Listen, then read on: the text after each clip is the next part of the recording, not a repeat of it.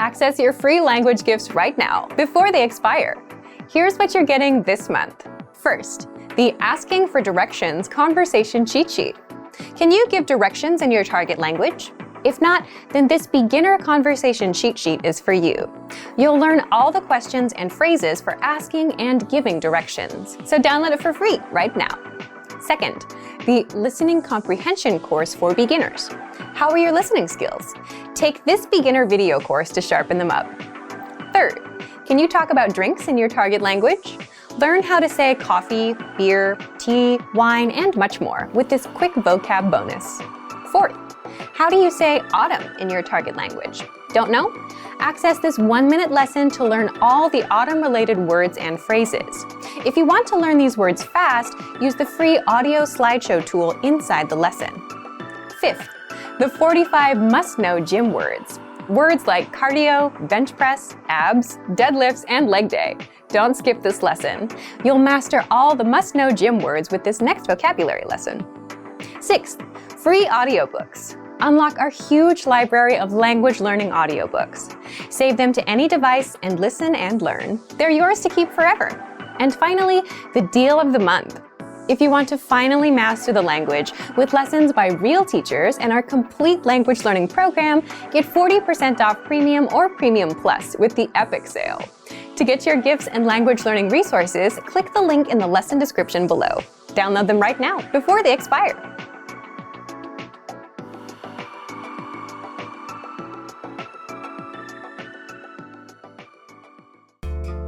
Bonjour à tous, je suis Lia Mercier. Hi everyone, I'm Lia Mercier. In this lesson, you learn how to give your phone number. This is Mark Lee, and he's at City Hall registering his address. The civil servant who is helping him says, "Your phone number, please."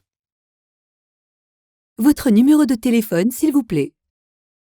Listen to the conversation and focus on the response. Note, the civil servant in this conversation uses formal French. Ready?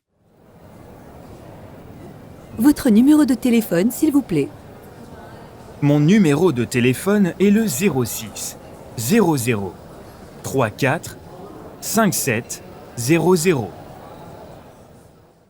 Once more with the English translation.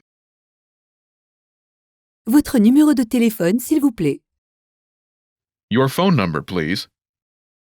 Mon numéro de téléphone est le 06 00 34 57 00.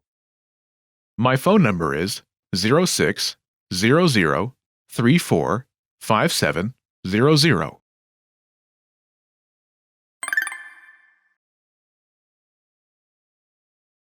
Let's take a closer look at the conversation.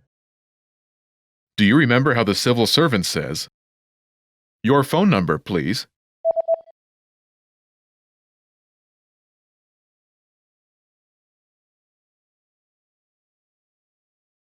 Votre numéro de téléphone, s'il vous plaît. Let's start with Numéro de téléphone. meaning phone number. Numéro de téléphone. First is Numéro. number. Numéro. Numéro. In French, all nouns have grammatical gender and are either singular or plural. Numéro. Is masculine and singular. A fact that determines the form of other words in the sentence. Next is De. of in this context. De. De.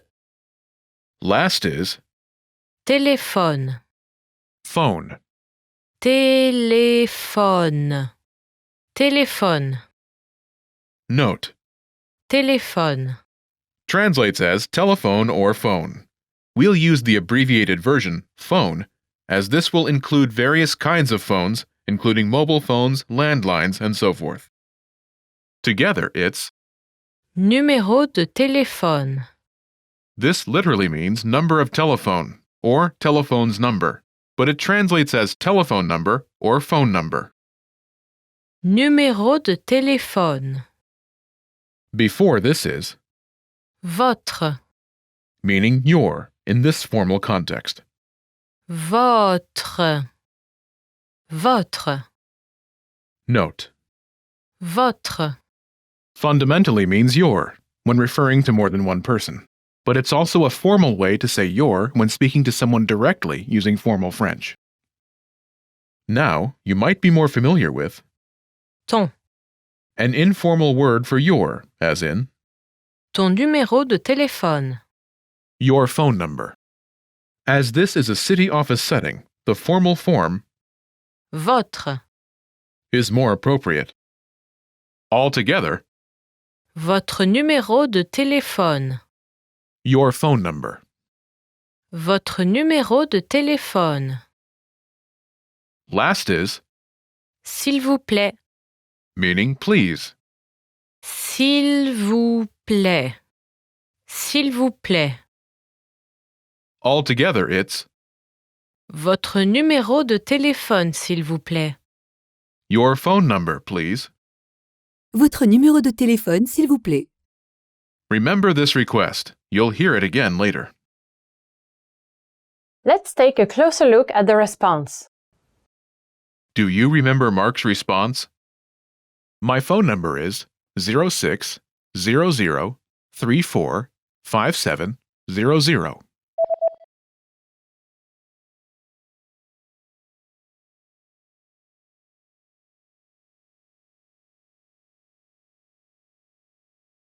Mon numéro de téléphone est le 06 00 34 57 00.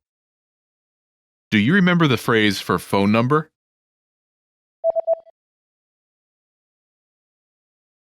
Numéro de téléphone. Phone number. Numéro de téléphone. Before this is the word Mon. my. Mon. Mon. In this sentence, Mon. is masculine and singular to agree with. Numéro. Altogether, it's Mon numéro de téléphone. my phone number. Mon numéro de téléphone. Next is Est. is, as in my phone number is. Est. Est. Est. Is from the verb Être. meaning to be. Être. Together, it's Mon numéro de téléphone est. my phone number is. Mon numéro de téléphone est. Next is Le. think of it like the in English. Le. Le. Here Le. is also masculine singular to agree with. Numéro. Note, in this sentence, the article Le. does not have a corresponding English translation. Next is Mark's phone number. 06 00 34 57 00. 06 00 34 57 00. Note how Mark says his phone number. When giving your number in French, include a slight pause after each group of two numbers. Altogether, it's Mon numéro de téléphone est le 06 00 34 57 00.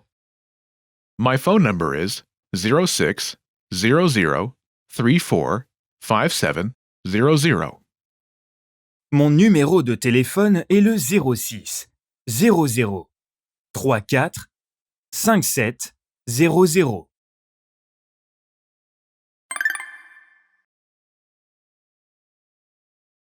The pattern is Mon numéro de téléphone est le phone number. my phone number is phone number. Mon numéro de téléphone est le phone number. To use this pattern, simply replace the phone number placeholder with your phone number. Imagine your phone number is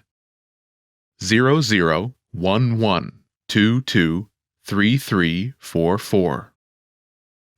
0 0 1, 1, 2, 2, 3, 3, 4, 4, 0, 0, 1, 1, 2, 2, 3, 3, 4, 4.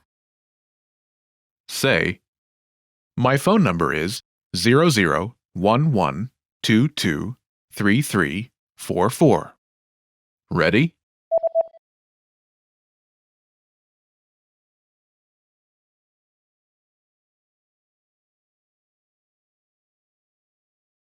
Mon numéro de téléphone est le 0011223344.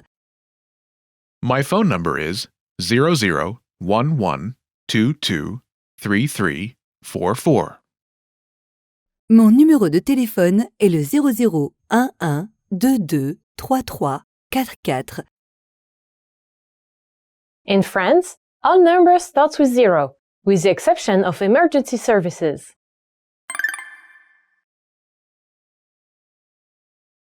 Let's look at some examples. Listen and repeat, or speak along with the native speakers. Mon numéro de téléphone est le 06 00 34 57 00. Mon numéro de téléphone est le 0011223344. Mon numéro de téléphone est le 00 99 88 77 66. Mon numéro de téléphone est le 07 9 8 7 6 5 4 3 2. 00 01 10 10 02. Did you notice how I omitted mon numéro de téléphone est le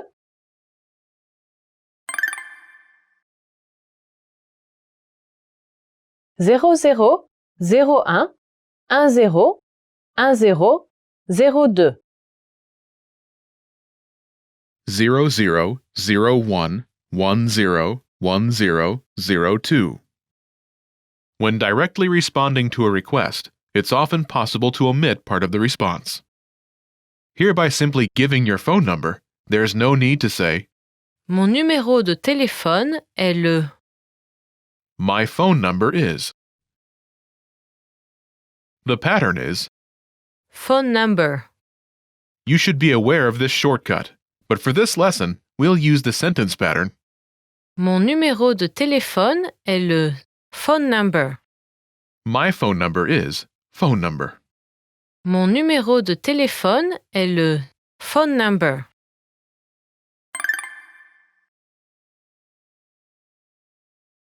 Let's review. Respond to the prompts by speaking aloud. Then, repeat after me, focusing on pronunciation. Ready? Do you remember how to say phone? Téléphone. Téléphone. And how to say number? Numéro. Numéro. Do you remember how to say phone number?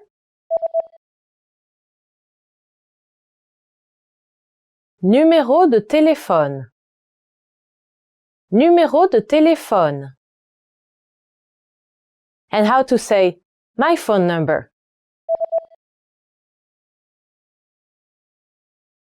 Mon numéro de téléphone. Mon numéro de téléphone. Do you remember how to say my phone number is? Mon numéro de téléphone est? Mon numéro de téléphone est? Do you remember how Mark says, my phone number is 0600345700?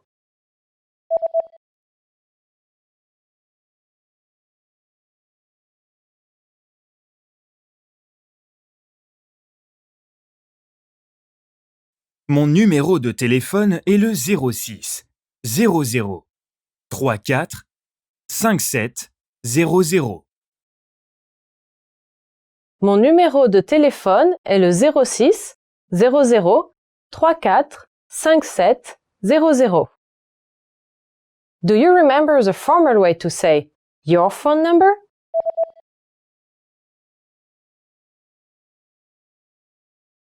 Votre numéro de téléphone. Votre numéro de téléphone. And how to say please? S'il vous plaît. S'il vous plaît. Do you remember how the civil servant says, your phone number, please?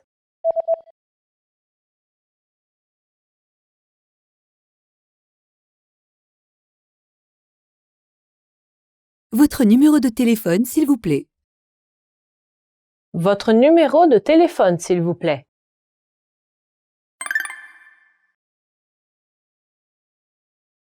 Let's practice. Imagine you're Karen Lee and your phone number is 08 72 36 90 66. respond to the civil servant's request. Ready? Votre numéro de téléphone, s'il vous plaît.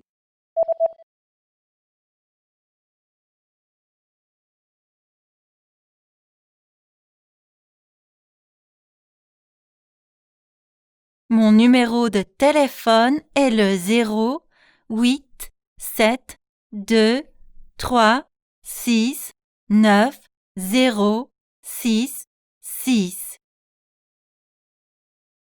Listen again and repeat. Mon numéro de téléphone est le 0 8 7 2 3 6 9 0 6 6.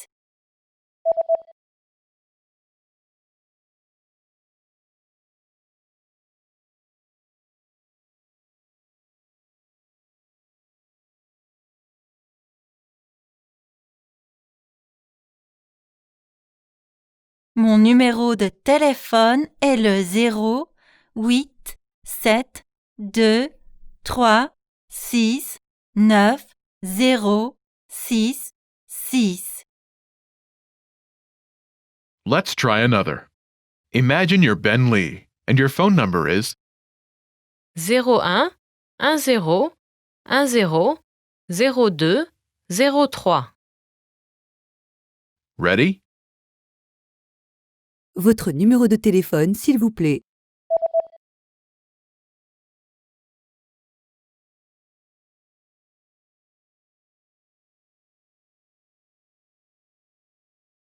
Mon numéro de téléphone est le 0 1 1 0 1 0 0 2 0 3.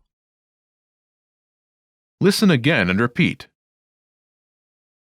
Mon numéro de téléphone est le 0 1 1 0 1 0 0 2 0 3.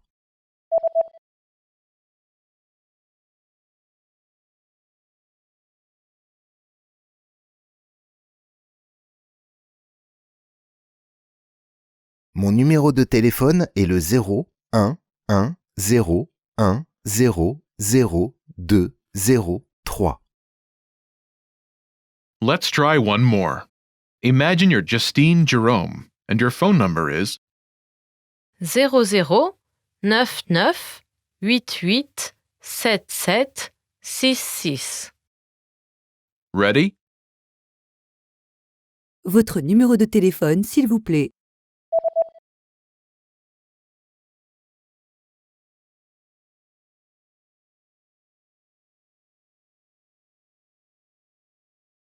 Mon numéro de téléphone est le 00 99 88 77 66. Listen again and repeat.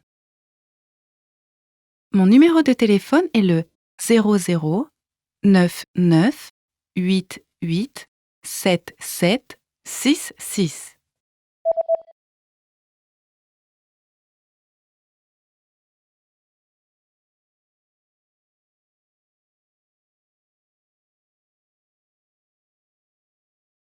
Mon numéro de téléphone est le 00 99 88 77 66. Welcome to Fun and Easy French by FrenchPod101.com. Do you know that there are gestures you probably do all of the time on every occasion, but are considered rude and offensive in France? Salut, je suis Laurine. Hi everyone, I'm Laurine. In this lesson, you learn all about French body gesture. Sometimes, gestures help us understand people and express ourselves better than the words we speak. If you want to meet new friends, be comfortable around French people, and communicate without being offensive or rude, learning the specifics of French body language and gestures is definitely something that will benefit you. In this video, you'll learn 1. Greeting gestures 2. Positive gestures 3. Negative gestures 4. Neutral gestures 5. The reason why the French are so rude and 6. How FrenchPod 101 can help you. Let's start with verbal greetings and their gestures. There are different body gestures when greeting someone in France. Let's start with bonjour, hello, bonjour, bonjour. You can say this while raising your hands and waving your hands from side to side with a swaying motion. It's used in informal situations to greet or say goodbye when you don't feel like doing handshakes or kisses or you're out of arm reach of the people you know. It's a very common hand gesture used by the French. Another way to greet someone is by saying bienvenue, welcome, bienvenue, bienvenue. You can do this at a casual event by opening up your arms and spreading them with a smile. For formal occasions, open only one arm with a smile. This is how you greet your friends or peers in a warm and enthusiastic way. You can also greet your French friend through la bise, which means the kiss. La bise. La bise. Just lean forward and slightly brush cheeks with the other person while mimicking a kiss with the sound and lips gesture.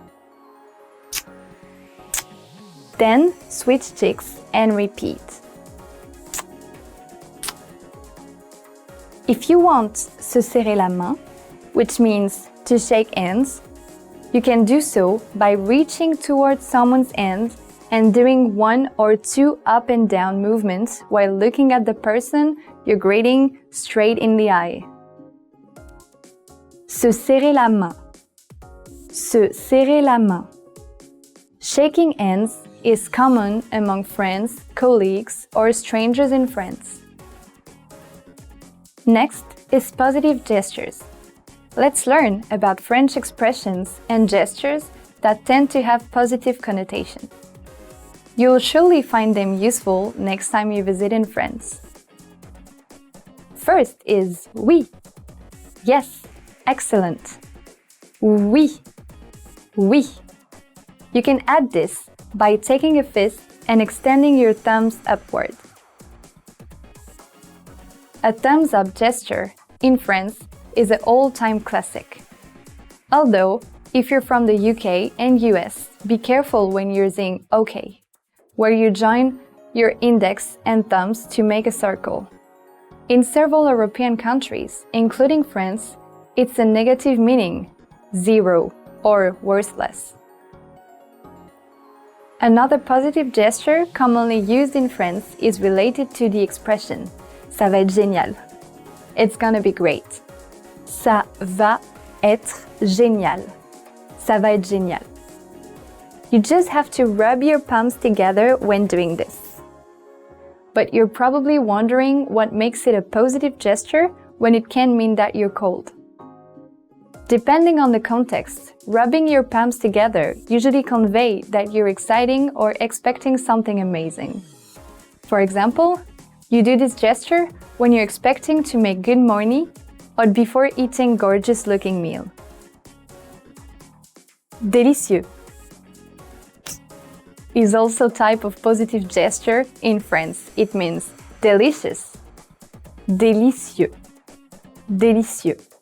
It can be done by kissing the joint tips of your finger when joyfully spreading them outward. This gesture is also known as the Italian chef kiss. You can use it when your French host is serving you a delicious, authentic French meal. Next is negative gestures. There are also negative gestures in French or actions that are considered to be rude. Let's get into them right away.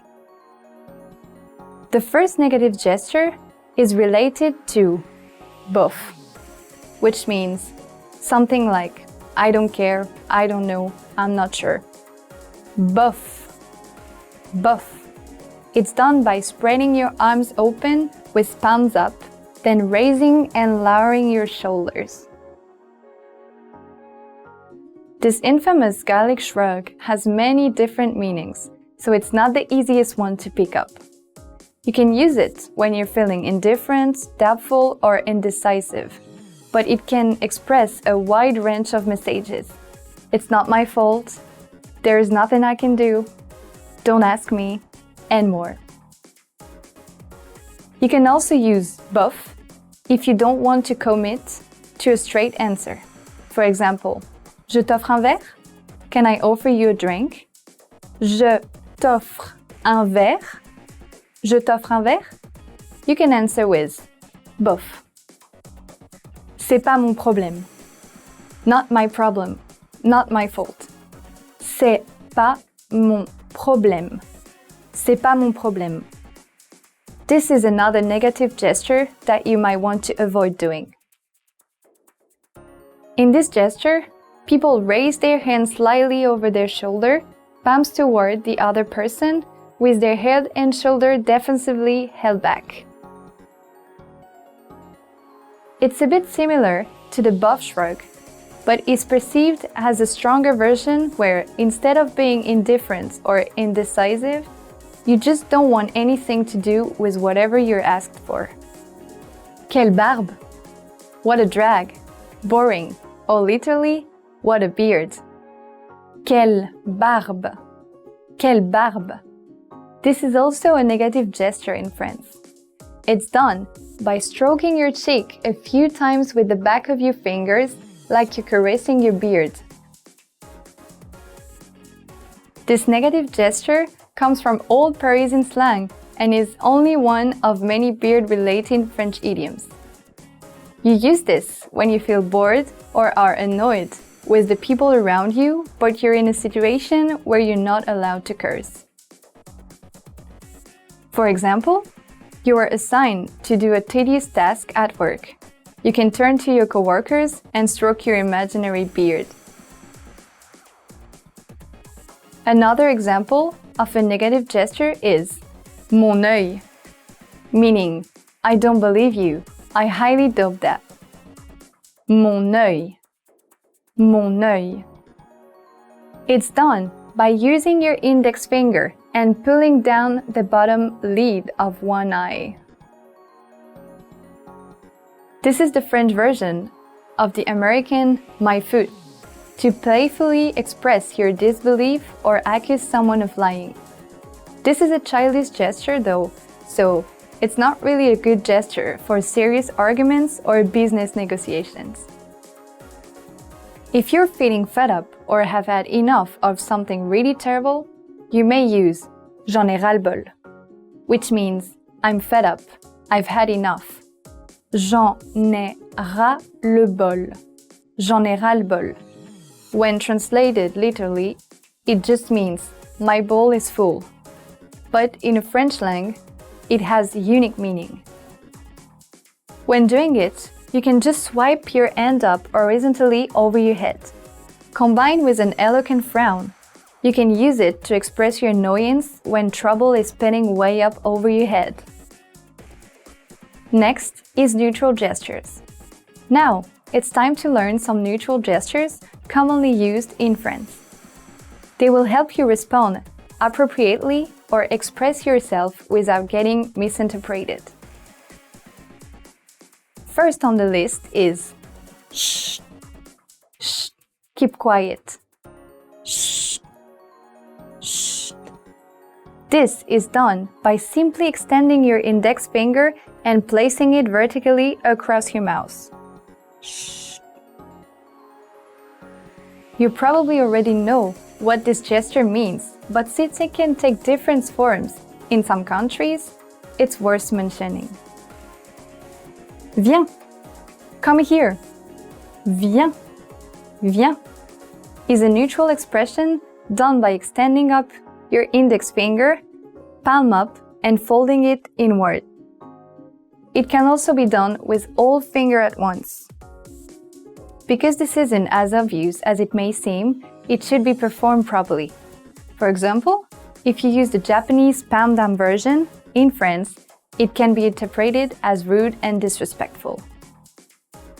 Another neutral gesture you may want to practice is comme ci, comme ça. So, more or less. Comme ci, comme ça. Comme ci, comme ça. Just place your hand in front of you, palm down, and tip it from left to right several times. This convenient gesture can be used in a formal or casual situation. For example, if you're having a bad day and someone asks how you're going, you can use this gesture to respond. Another friend gesture that can express a wide variety of emotion ranging from surprise to annoyance, distress, or disappointment is oh la la, meaning oh no, wow, oh la la, oh la la. You can do it by raising your hand in front of your chest and shaking it loosely as if trying to revive your numb fingers. You can also use it when you're impressed or if someone is in trouble. One funny gesture used to let people know that you're drunk or to raise their awareness of the intoxication of third party is avoir un coup dans le nez. To be drunk. Avoir un coup dans le nez. Avoir un coup dans le nez. Literally, it means to have a drink in the nose. It's done by placing a loose fist around the tip of your nose and rotate it as if trying to unscrew it. Another example of a neutral gesture is c'est pas donné. It's expensive. C'est pas donné. C'est pas donné. Literally, it means it's not given. But this informal gesture works in many situations where lots of money is involved. It's most commonly used for something expensive, but can also mean that something is lucrative. For example, when reading the menu of a pricey restaurant, you could use this gesture toward your friends to tell them you can't afford it, and if you all could find a cheaper restaurant. Just rub your thumbs against the tips of your index and middle finger when doing this gesture. The last example of a neutral gesture is il est fou, elle est cinglée. He's crazy, she's nuts. Il est fou, elle est cinglée. Il est fou, elle est cinglée. It's done by tapping the side of your head with the tip of your index finger. It's a bit similar to the American crazy gesture that will also be understood in France. Obviously, this is a very informal gesture and could be offensive to strangers, so only use it around your friends for humor. Next is why the French are so rude. Don't believe the rumor. French people aren't rude, but still we can't help but wonder, why do some people assume this? France remains one of the top tourism destinations in the world, so where did the rude assumption come from? Allow us to share two different explanations for this. The first reason is body language and perception. Body language is a big deal, more than you can imagine, both around the world and in French culture. Your posture and attitude speak volumes, and people form an opinion right away based on your gestures. For example, French people are more controlled than Americans in terms of body language. Their shoulder and arms stay close to the body, their chests straight in overall rigidity. The French look at it as an expression of restraint, but some call it being tense or stiff, which contributes to this impression of the French being cold and unwelcoming. Another reason is the intonation and gestures. Whatever space French people are taking when they move, they compensate for it when they talk. They use physical gestures to express a wide range of emotions without words, mostly using their face and hands, and it's easy to get the wrong impression if you don't know the language nor the gestures. Since the natural French intonation is also widely guilty of this impression, it makes the French sound angry, using sharp or abusive sounding tones even though they were only having a friendly debate over lunch. Now on to Part 5. How can French Pod 101 help you? By teaching you French and getting you to speak from your very first lesson. French Pod 101 lesson build you up from your first word to mastering entire conversations. And you get lessons for all levels from absolute beginner to advanced. Enough to take you from knowing zero to speaking fluently. You can also learn with your own teacher with the Premium Plus plan. They'll correct your French, tell you how to improve your speaking, writing, and grammar, and even help you practice for job interviews in French. In this lesson, you learned different types of positive, negative, and neutral gestures, as well as how French people differ from other cultures or countries in terms of body language and intonations. Hey guys, this is Pierre from France. Today's lesson we will target present tense. So you know in French you've got a lot of tense, and the most basic one is the présent, present. Although the name is quite explicit and quite similar to the English word and the English tense, we need to explain to you some subtleties, some nuances that are happening with the usage of the present tense. So first we will target the usage, then I will show you how to form it, and then we will do some exercise to be sure that you understood everything. So let's get started with the usage. So here you can see 5 different usages. So the first one is current actions. So like in English, when you want to explain an action that is being done, you use present. So here, first example, je mange du pain. Here the verb is in red, manger, mange. Je mange du pain. In English, you can translate that by, you can use I am eating bread, or I eat bread. I am eating bread or I eat bread. Je mange du pain. So here, one way to translate that is to use the present in English as well, but also you can use the progressive one, I am eating bread. So this is current actions. In English, you can use present or progressive present, but in French, it's generally just present. Here you've got another example, il a faim. Il a faim. He is hungry. He is hungry. Il a faim. The verb here, avoir, a, present. So basically here you're expressing a feeling. So for a feeling, you usually just use the present. So that's current actions or current feelings. So here, what you're doing, I'm eating bread, je mange du pain, you use present. Or il a faim, I am hungry, this is my feeling, this is the current action, the action of feeling something. So this is present. So I think this is quite similar to the English one. So this is something really simple for you to understand. Remember that in many different situations you translate progressive present with present, simple present in French. So this was the first one for current actions. Then you've got another one, which is when an action has started before but is still underway. So basically here, je fais du tennis depuis 10 ans. I have been playing tennis for 10 years. So here, the tense that you use in English is not present. This is to be doing something. You use to be doing something. I have been playing tennis for 10 years. Je fais du tennis depuis 10 ans. Here, this is présent. Présent, je fais. Je fais.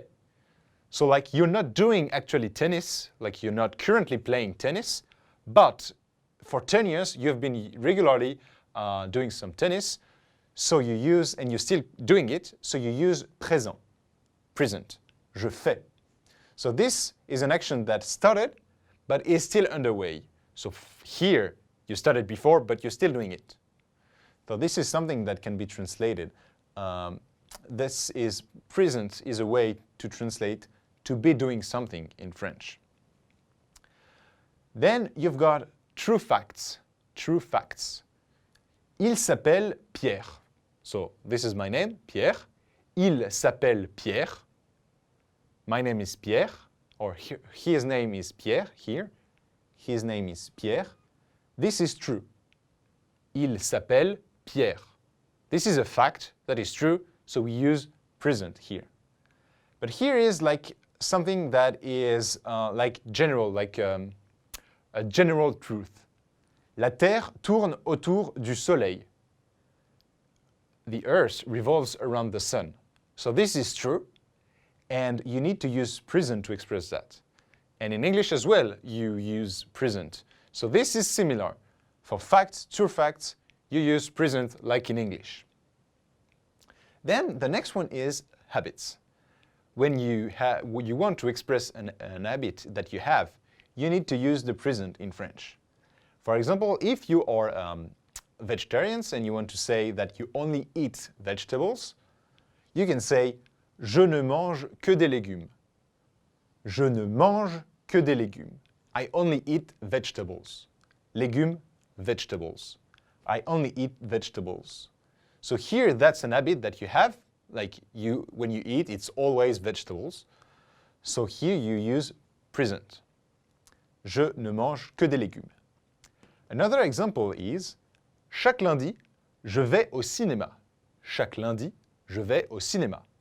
Every Monday, you go to cinema. You go to the theater. So here, chaque lundi, je vais au cinéma. This is an habit that you have, so you need to use present. Like this is an action that you do regularly, here, every Monday.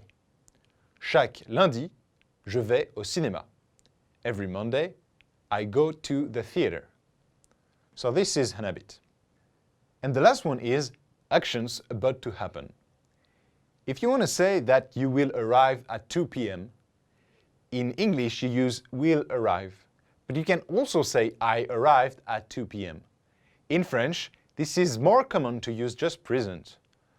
So if you want to say that you want to underpin that the action is really about to happen, like it means you will really arrive soon, you can just drop the future and use the present. J'arrive vers 14 heures. J'arrive vers 14 heures.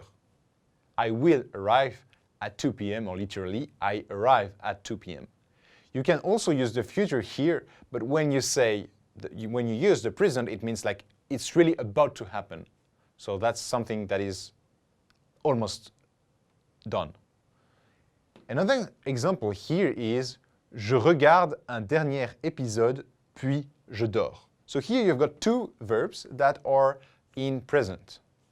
Je regarde un dernier épisode, puis je dors. So I watch one last episode and then I go to sleep. So here it's present. but you still haven't watched your episode yet. Je regarde un dernier épisode. I'm about to watch one more episode and then I will go to bed. But here, because you want to, you're about to start but you still haven't started yet, you use present. Je regarde un dernier épisode. Et puis je dors. Here again, when you say you use the present, it means, okay, I'm soon gonna go to bed. It's just one last episode. So this is like really about to happen as well. So for the two verbs, you use present. So you've got 5 different kind of usages. Current actions, actions that have started but are still underway, true facts, habits, and actions about to happen. This is slightly different from English, so be sure to understand the difference. Basically, when you use I have been playing or I have been doing something, usually in French it's translated with present. And when you say I am doing something, I am eating, for example, in most of the case you will translate in French with something in present, a verb in present. I am eating, je mange. But it's not always the case, but that's like kind of a tendency. So you've got this pattern and this pattern that are sometimes translated into English. So in most cases, you will use English present and French present in the same situations. But sometimes you've got some differences. As you can see here, to be doing something, here it's present, or to have been doing something, here again it's present. And sometimes the will, like for the future, is dropped. So I will arrive, just j'arrive. So be careful with that and remember all those usages. Now let's move on how to form that. The first thing that you need to know when you learn the difference between all the forms in French is the groups. So you know that there are 4 different groups. The first group, the second group, the third group, and then the auxiliaries. So I'm going to explain it once again. The first group is all the verbs ending with ER. ER, so here you've got an example, to walk, marcher. It's a verb from the first group, words ending with ER. Then you've got the second group with verbs ending with IOR, IOR, IOR. But it's not all the verbs ending with IOR. Some of them are in the third group, so be careful. But most of them are in the second group. And then you've got the irregular verbs that are all the other verbs, and they are like really tricky because you need to learn by heart how to change their form. So that's kind of a pain, but you really need to know that because it's usually made of really common verbs like pouvoir, to be able to, or vouloir, to want. You need to learn those. So this is something that you need to be careful. First group, second group, third group. And sometimes verb ending with IR are also in the third group. And then you've got the 2 auxiliaries. The 2 auxiliaries in French are avoir and être, to have and to be. So here is the conjugation, the difference forms for all of the verbs, all of the categories, and for the present only. So here, what is good with the first 2 categories, the first 2 groups, is it's regular. You've got no exceptions. So here is the verb marcher, to walk, je marche, I at the end, tu marches, IS at the end, il, elle marche, I at the end, nous marchons, ONS at the end, vous marchez, I, they, and then il, elle marche, ENT. So what you need to do is just get rid of the ending, the ER, and you add always the same ending. So this is really simple. Be sure to learn all those endings, and you will be able to do the changement for the form for all the verbs of this group. And then, this is similar in the second group, except the ending is a bit different. So here, if we take this verb, finir, to finish, you've got fini, fini, fini, with a T, finissons, finissez, finissent. So here, be sure to check the S, and the T, and then those differences. And if you know the verb, you know it's a second group, you just get rid of the IR and you add the correct ending depending on the subject. So that's how you do that. And then be careful, once again, if some verbs ending with IR are from irregular verbs group. So be careful, you need to know that. And I'm not going to explain all the irregularities because otherwise it would be too long. But here are the two auxiliaries and you really need to know them.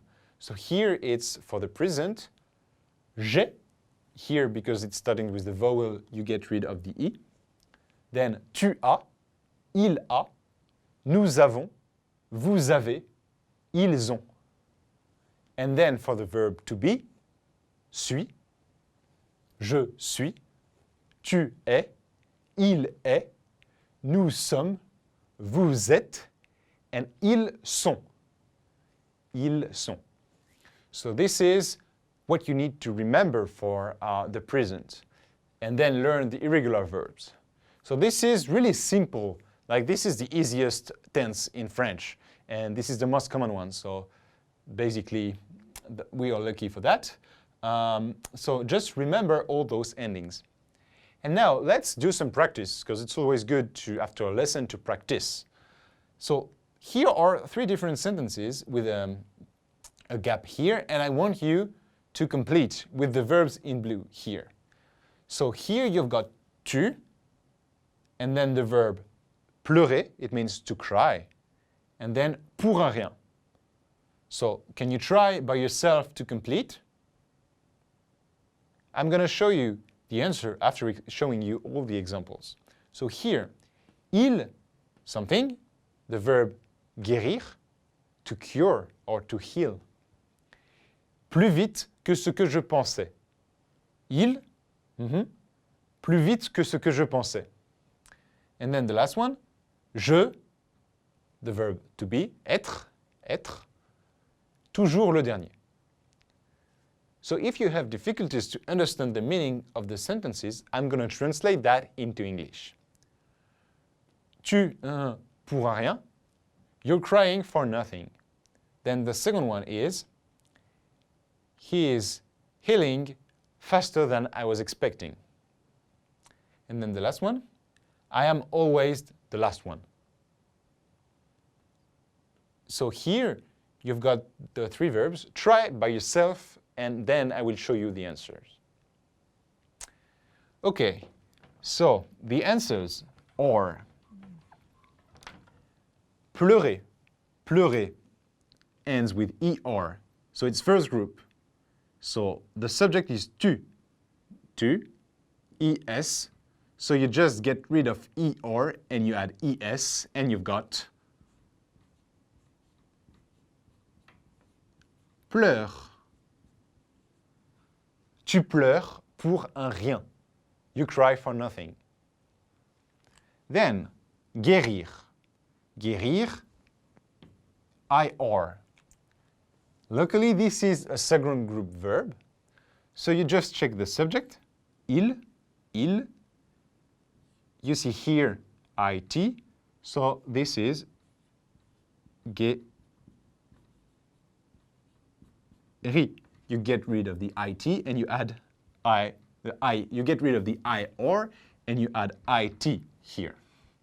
And the last one, verb être, here. Je, être, toujours le dernier.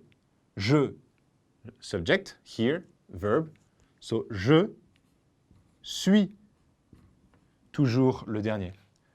So I'm gonna repeat once again. Tu pleures pour un rien. You cry for nothing. Il guérit plus vite que ce que je pensais. He is healing faster than I was expecting. Je suis toujours le dernier. I'm always the last one. So this was the first exercise. The second one might be a bit more difficult. I want you to translate a sentence from English to French. So here, she has been playing piano for 10 years. And the second one may be a bit more difficult. Whenever I get late, I feel bad. So the first one, she has been playing piano for 10 years. It's using a pattern that we've seen before. Do you remember? Okay, so now I'm going to show you the answers. She has been playing piano for 10 years. Elle joue du piano depuis 10 ans. Elle joue du piano depuis 10 ans.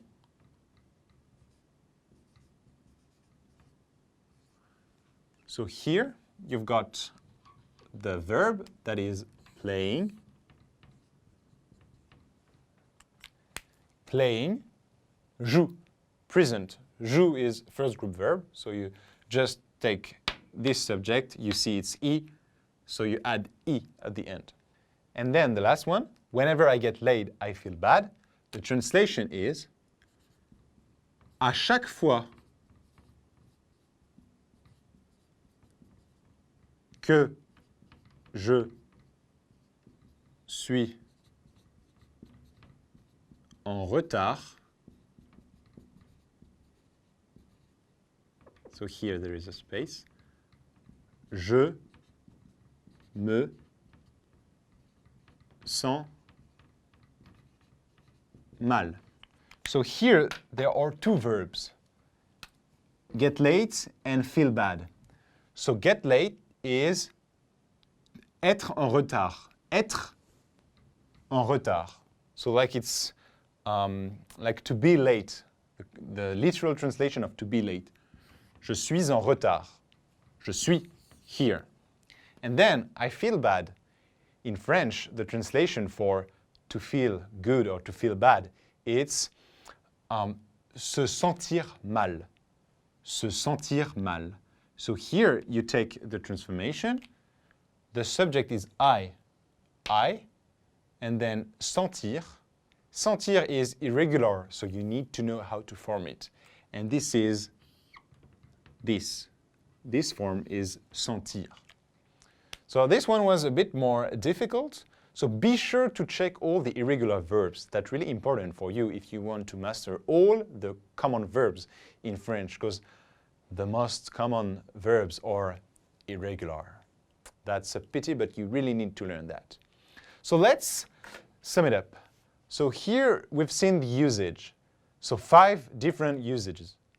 When this is the current actions, when you started the actions but it's still underway, and also when you've got like true facts and habits, and then actions that are about to happen. It still hasn't happened yet, but it's really close to be done. Like it's about to happen.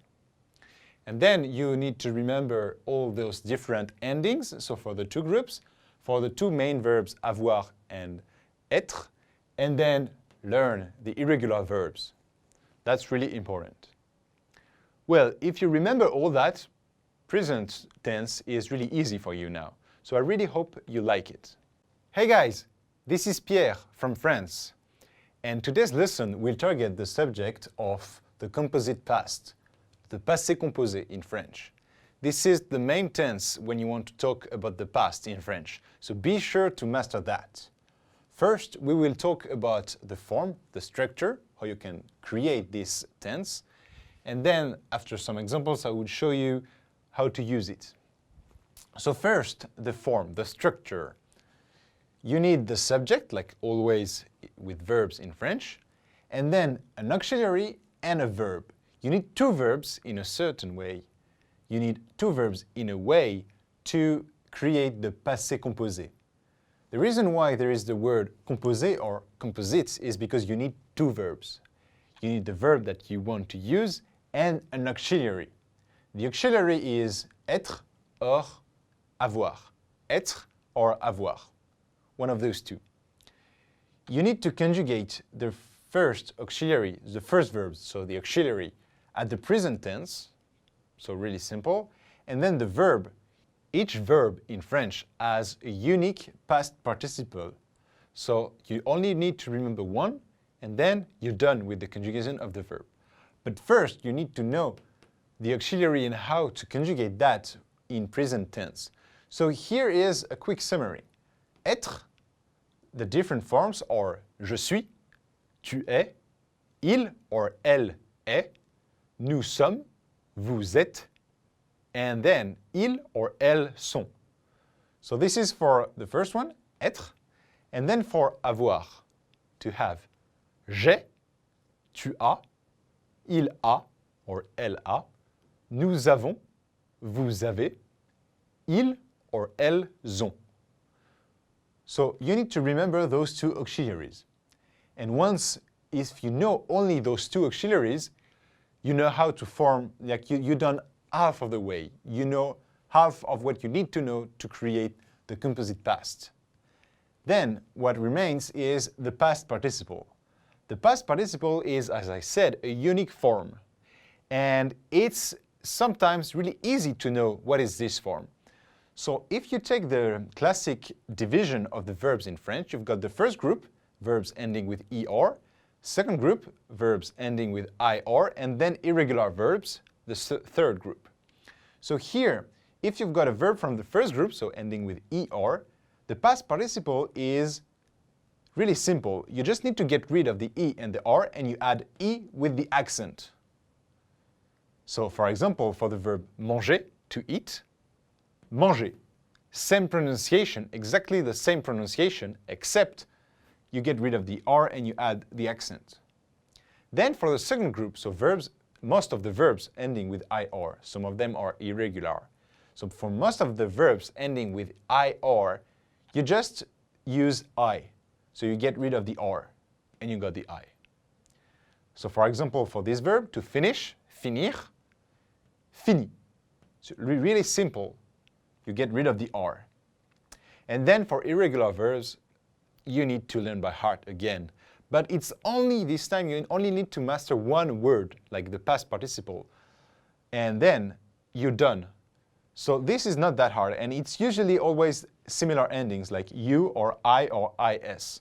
So here you can see some examples. When you lose something, to lose, perdre, perdu. So here it's you. Vouloir, to want something, to want, voulu. Mourir, to die, mort. Another example, prendre, to take, pris, with an S. So this, for the irregular verbs, you need to remember the forms, but it's only one form that you need to remember. So that's not that difficult. And then you know everything about how to form the past participle, but there is one thing that I didn't mention, is how to choose the auxiliary, because you cannot just pick one of them. You need to be careful. So there is one rule to decide how to choose the auxiliary. In almost all the cases, it's avoir. But if the verb is a change of state, for example, the verb is arrive somewhere, to arrive, then it's a change of state. You moved. So for that, you need to use être. So this is the rule. So if you've got a change of state here, change of state,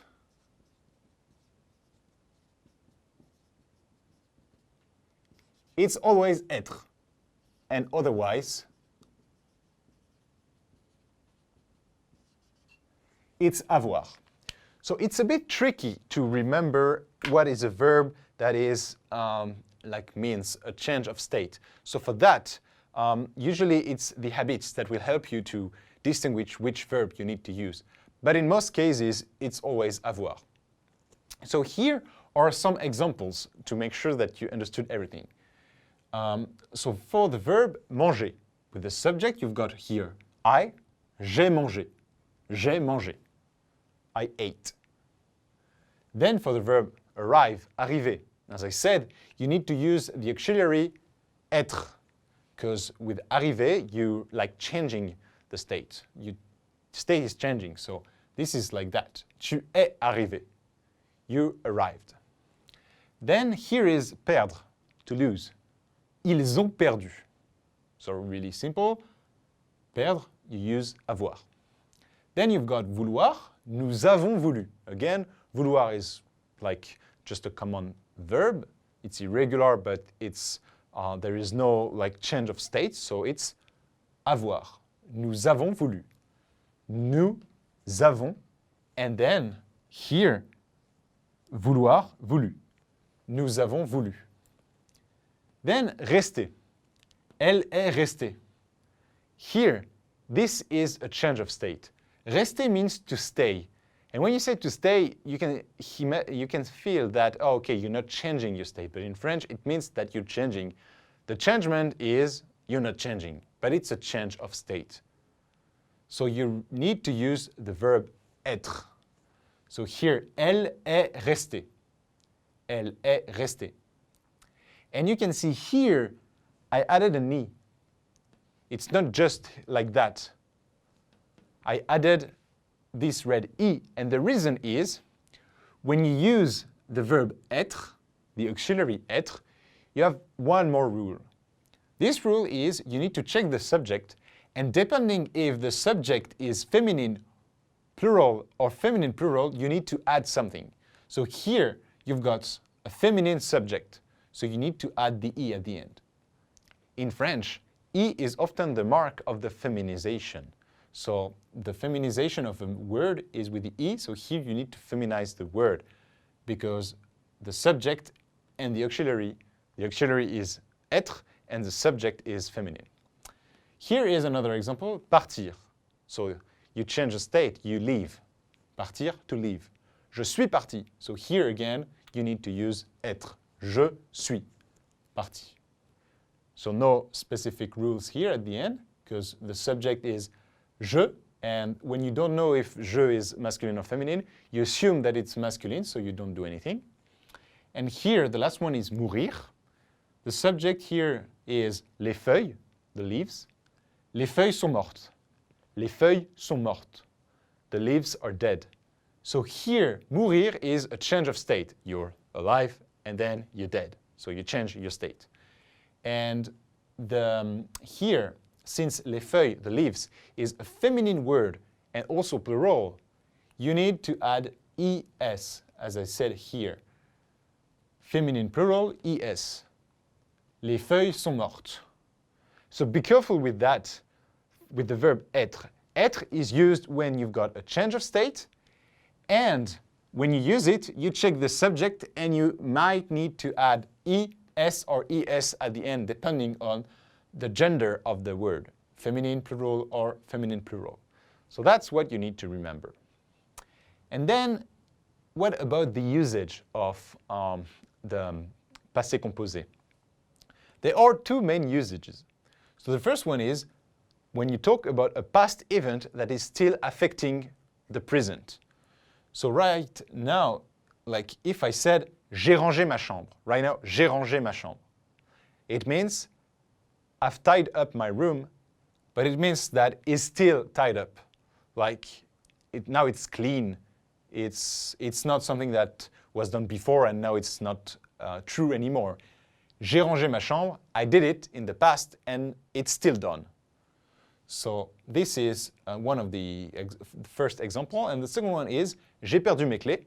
So it's really similar. J'ai perdu mes clés. I lost my keys. It means that you lost them, but you still haven't found them again. So they are still lost. J'ai perdu mes clés. So this is the first usage. And the second one is when you talk about a past event that is definitely over. So usually it's for historical event and also for actions that you did, but they are not affecting the present anymore. It's like done once and for all. So the example here is j'ai mangé une pomme. J'ai mangé une pomme. I ate an apple. It means like maybe a few hours ago, a few days ago, a few moments ago, you ate an apple and it's done. The apple is eaten and nothing more. J'ai mangé une pomme. Then another example is mon frère est né il y a 5 ans. My brother was born 10 years ago or 5 years ago here. 5 years ago. So this is something that happened 5 years ago. And this is like a single event. He was born and then it's done. So here you need to use the past participle because this event was done only once and now it's done, definitely done. It's not affecting the present, but it's like a unique event in the past. So here, est né, this is the passé composé. So here the verb is to be born. So in French, it's the verb to be born is naître, naître. And then you need to use the auxiliary être, which is, the reason is because it's a change of state. So you need to do mon frère est né, so être, and then né, which is the past participle of naître. And the last one is, la Révolution française s'est déroulée en 1789. So this one is talking about a historical event. So this is really punctual again. This has occurred only once in the past and now it's done. So when you say that, you're referring to this event that was done and now it's definitely over. La Révolution française s'est déroulée en 1789. So the French Revolution occurred in 1789. So this is the two different usages that you can do with the past participle. It's quite simple, but be sure to check and to be sure if that's the correct tense. There is one additional thing that I want to tell you. This thing is concerning how to translate the passé composé in English. The passé composé is like you can translate it with two different things in English. You can use the preterite or the present perfect. And the situations can depend. So in most cases, when you've got the past event still affecting present, you would use like the present perfect to translate that. And for past event definitely over, generally it's the preterite. But it's not like a truth for everything. You need to be careful. But here, j'ai rangé ma chambre, I've tied up my room. So this is here present perfect, the translation. J'ai perdu mes clés, I've lost my keys, again present perfect. And here, j'ai mangé une pomme, I ate an apple, here préterite, preterite.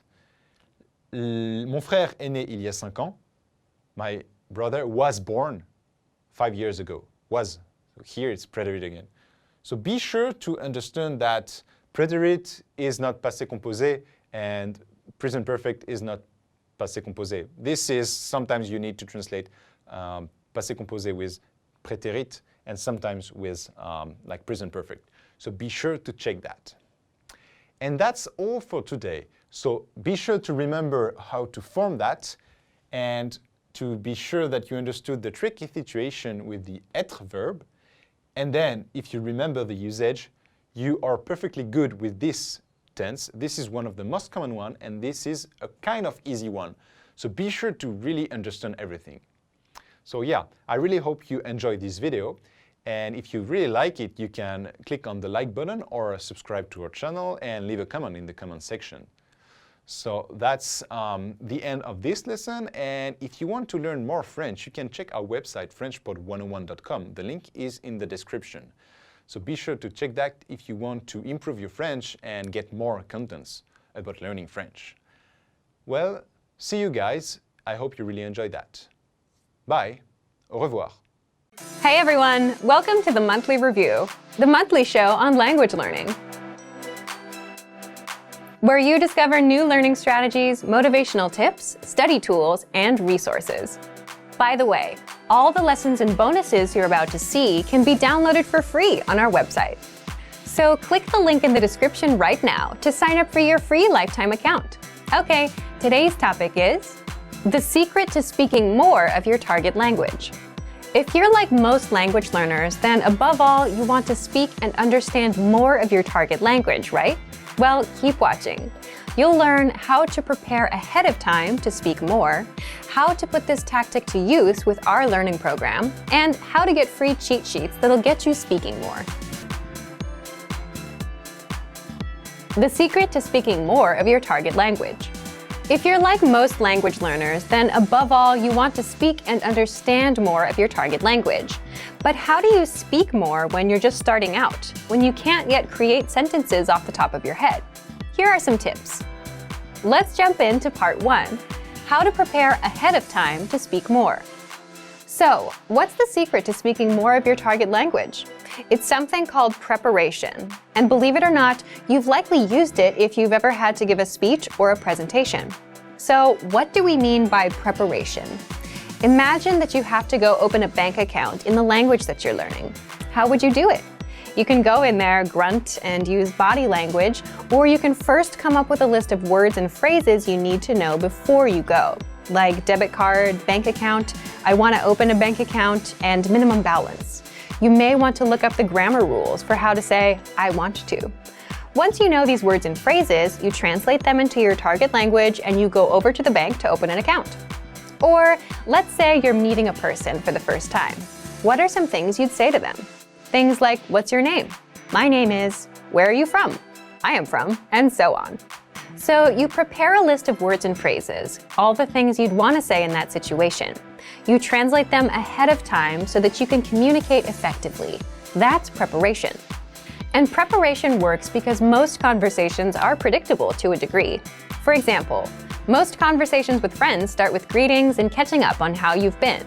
And if you know the lines for greetings, catching up, and talking about your weekend, then you can easily handle such a conversation. The point is, the more you prepare, the more you learn to speak without needing a teacher. So, how do you prepare? Part 2, how to speak more through preparation. Here are some tips. If you're using our learning program, 1. Take our audio and video lessons. You'll find these in our lesson library and just focus on the conversational lessons. Lessons are just 3 to 15 minutes in length, and in the first minute, you'll hear a practical conversation. For example, meeting someone new, catching up with a friend, or ordering at a restaurant.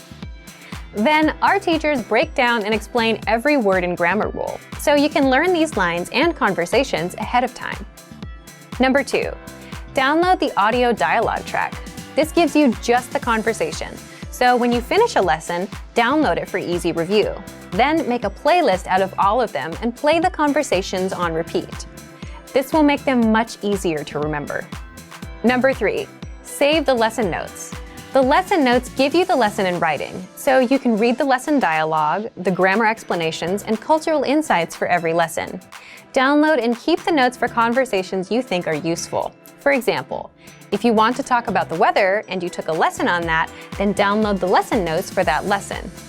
Now, if you're looking to prepare ahead of time for specific topics, then do this next one. Number 4, use our free PDF conversation cheat sheets. These conversation cheat sheets teach you words and phrases for all kinds of common conversation topics, like weather, hobbies, family, plans, and much more. You can prepare for the most common conversations with these cheat sheets. If you want to access our free conversation cheat sheets, leave a comment down below and we'll give you the link. Number 5, look up lesson topics in our lesson library. If you want to open a bank account or eat at a certain restaurant and you don't know how to talk about these topics, find a lesson about it in our lesson library. Number 6, if you're a Premium Plus user, simply ask your teacher to point you to lessons for certain topics, or even better, ask them for potential lines, and you can even practice speaking. Just record yourself, send it in, and your teacher will provide you feedback on what to say and how. Number 7, do it the old school way. Sit down, think of a topic you want to talk about. Make a list of all the words you think you need, all the phrases you want to say or may hear in that conversation. Then, translate those words and phrases into your target language. So let's recap. Most conversations are predictable. You can prepare ahead of time by thinking of all the words and lines you'll need for various conversations. And you can prepare with 1, our audio and video lessons, 2, conversation tracks, 3, lesson notes, 4, free PDF cheat sheets, 5, by looking up specific topics in the lesson library, 6, asking your Premium Plus teacher, and 7, by manually coming up with a list of the words and phrases and translating them. Starting easy with language learning is sometimes the best way to get into a new language. But before you feel guilty about wanting to learn the easy way, don't worry. It's fine to start the easy way. You wouldn't expect to lift 200 pounds on your first day at the gym, right? And language is no different. Start easy so you can build up to tackling greater challenges later. In this video, we'll explore 7 easy ways to learn a language. The reason it's okay to start easy is the same as the reason you should start easy in the gym. You just can't expect to lift 200 pounds on day 1. You start with 5 pounds, then you move up to 10, 15, 20. And language is the same way. Learn a few phrases today, a basic conversation tomorrow. In a few weeks, you'll be able to speak for up to 3 minutes in your target language. Then you'll reach 5, then 10, then 20 minutes. Success comes step by step, little by little. So it's important to make things that are easy to do and easy to continue part of your routine. If you try to study for 2 hours a day with nothing but a big textbook, you may overwhelm yourself, get discouraged, and get tired. You might not stick with it because it's too hard to do. Things that are easy to do are easy to continue. So here are some resources to help you learn language the easy way. Number 1, take audio and video lessons. Listening to audio and watching video lessons is an easy way to consume language. Most of our lessons are 5 minutes on average, so you don't have to spend too much time at the computer. You can even learn on our app while you're commuting, working around the house, or out on a walk. Number 2, take lessons with Alexa. If you own an Amazon Echo, Dot, or Show, or are planning to get one, you'll want to make sure to download some apps to help you learn your target language. Take a look through the Amazon Skill Store. You can listen to lessons and other audio materials actively or passively, whenever the time is right for you. Number 3, download the lesson dialogues and immerse yourself. With every audio lesson, you get a dialogue track, just the lesson conversation. These are just 5 to 20 seconds long. When you finish a lesson, download the track. Make a playlist of all of them. Then play them and immerse yourself in the language. Number 4, the word of the day. This will take you a minute or less. Sign up for our free Word of the Day email lessons. It'll be a small boost to your vocabulary every day. Number 5, vocab slideshows. You can access vocabulary slideshows on any audio lesson or vocab list. Just press play and watch the slideshow. That's it. This is a fast and easy way to review words from a lesson. You can even put the slideshow on loop to review as much as you want. Number 6, the Daily Dose of Language app. This app is for the iPhone, iPad, and Android. With this bonus app, you'll get daily mini lessons covering phrases, grammar, culture, holidays, slang, and more. Every day is something new. Plus, these lessons will take you just a minute or 2 to complete. Number 7, print out our lessons as physical study material. You might be wondering why you should bother to print anything if all the lesson content is already online. But if you have the material sitting right in front of you, it's a lot easier to just glance through and start learning.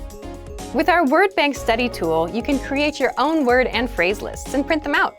Reviewing takes just a few minutes. You can also print out the lesson notes that come with every audio and video lesson. You'll also find our extensive reading books, which will help you to read faster. You'll find these in the lesson library.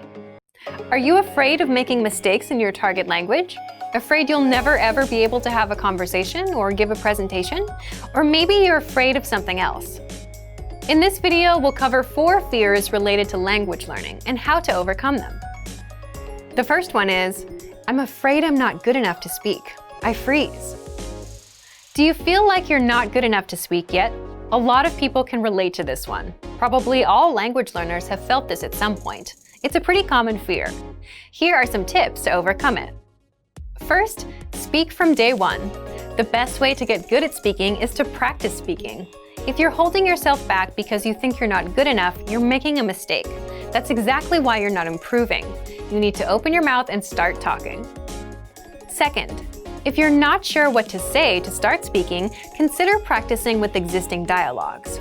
In our lessons, you get scripts for introducing yourself, making small talk, ordering food, expressing opinions, and much more. If you're looking for some things to use for speaking practice, the lessons will give you the exact lines and conversations.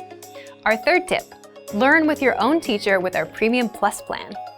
With Premium Plus, you get an actual native speaker teacher to tell you what to say and how to say it. You can actually learn to speak with the help of a real native teacher. Fear number 2 is, I'm afraid I'll never be fluent. This is a common fear for beginner learners. Once you start improving and seeing progress, this goes away. When you're just starting out with a new language, fluency can feel like an impossible goal. There are so many new things to learn and so many methods you can use. It's easy to get overwhelmed with all the options. But you can't let yourself fall into that trap. The longer you keep at it, the better your language skills will become. And slowly, you'll stop worrying about fluency. What's important is that you put in time and continue working on moving forward. So, how do you overcome worries about never becoming fluent? How do you motivate yourself to continue? First, set small, specific goals instead of just saying, I want to become fluent. How do you know when you've become fluent? Fluency is hard to determine. Instead of creating a vague, hard-to-understand goal for yourself, focus on working towards smaller goals. For example, set goals like being able to introduce yourself or having a 5-minute conversation, something you can measure so you'll know when you've reached it. Fluency can be difficult to measure. If you set goals that you can measure, you can track your progress. This helps keep your motivation up over time. The third fear is, I'm afraid I'm not actually learning or making progress. If you're afraid you're not making progress, there are a few things you can do right now. First of all, review. A lot of people hear a new phrase once and think they'll remember it, but that usually doesn't happen. So when they forget what they've learned, they get worried that they're not learning, or that the lessons don't work. But the truth is, you have to review again and again to truly master something. Second, use the dashboard to track your progress. If numbers and data are helpful for you as you track your learning, check out our dashboard. It tracks your progress and gives you dynamic reports. Third, try a harder lesson on the site. You might not understand it all at first, and that's okay. You'll be able to after some study. All lessons come with line-by-line translations, and our teachers explain every single word. Break down these harder lessons. If you have to work a little more slowly, it's okay. When you finish the lesson, you can be sure of your progress because you'll be able to understand something you didn't understand a few minutes earlier. Fourth, learn one-on-one with a teacher with our Premium Plus plan. They will personally review your writing and your speaking and will fix your mistakes. Getting regular feedback from a native speaker is a great way to know if you're making progress. It's such a great feeling to hear a native speaker tell you, wow, you're getting good. The fourth fear is, I'm afraid of not understanding anything I hear. This is very common. You hear advanced grammar and vocabulary and it goes completely over your head. You have no idea what you've just heard. Here are some tips for working on this issue. If you're taking an advanced lesson, read along with the script. Reading along with our line-by-line dialogue is the best way to improve your understanding of advanced conversations. If you're in a real-life situation, the solution is quite simple. Learn useful phrases like, excuse me, can you say it again slower?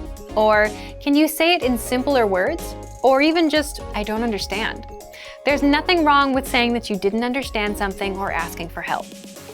These are some common fears for most language learners, and we hope these tips help you. Is there anything else that you're afraid of when it comes to learning another language? Let us know in the comments, and maybe we can share some suggestions for how to overcome them. Great work! Here's a reward. Speed up your language learning with our PDF lessons. Get all of our best PDF cheat sheets and ebooks for free. Just click the link in the description.